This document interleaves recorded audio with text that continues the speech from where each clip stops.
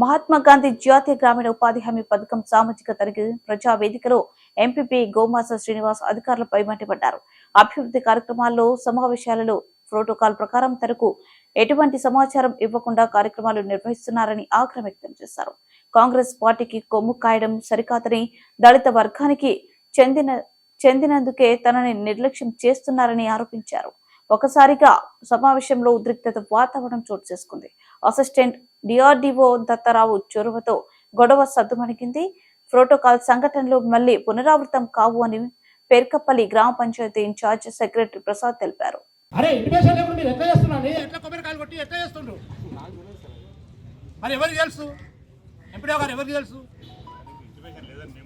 అదే ఇప్పుడు మరి ఆ వర్క్ ఎవరు చేపిస్తారు, ఎట్లా చేస్తుంది?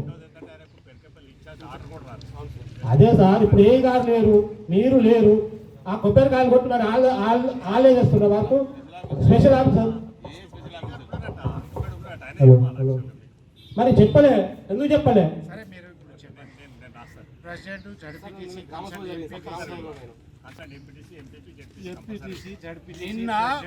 గ్రామ సభ ఉండే, గ్రామ సభకు నేను వెళ్దాం అనుకుంటే నాకు ఇంతవరకు ఫోన్ చేయలేదు.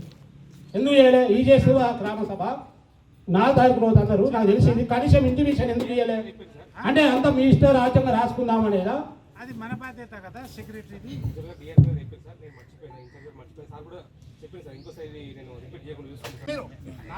ఎందుకు ఇయ్యలేదు? మీరు ఎట్లా చేస్తున్నారు వర్క్? నాకెందుకు అంటే నేను లోకల్ ఎంపీపీని ఎంపీడీసీని నాకెందుకు చెప్పకుండా చేసింది ఎంపీడీ గారు? ఎట్లా చేస్తున్నారు ఆ వర్క్? ఎట్లా చేస్తున్నారు? ఎన్ఆర్జీఎస్ వర్క్, అది సీసీ రోడ్ ఎట్లా చేస్తున్నారు నాకు చెప్పకుండా?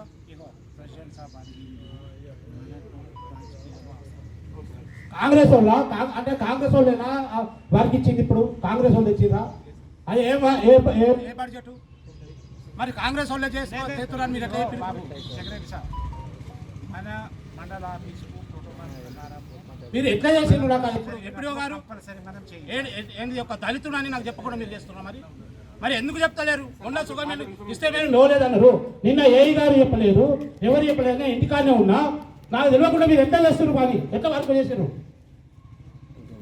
అన్ని పనులకు మీకు తెలియకుండా చెప్పేయాలి. ఎట్లా చేస్తున్నారు? మన బాధ్యత, మన డిపార్ట్మెంట్. ఏఈ గారు వాళ్ళు ఇష్టం ఉన్నట్టు వర్క్ చేస్తున్నారు అక్కడ.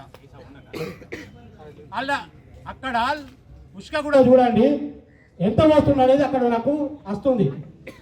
ఏఈ గారు ఉన్నారు, ఎవరు ఉండరు, నాకు తెలియకుండా మీరు వర్క్ చేస్తారు.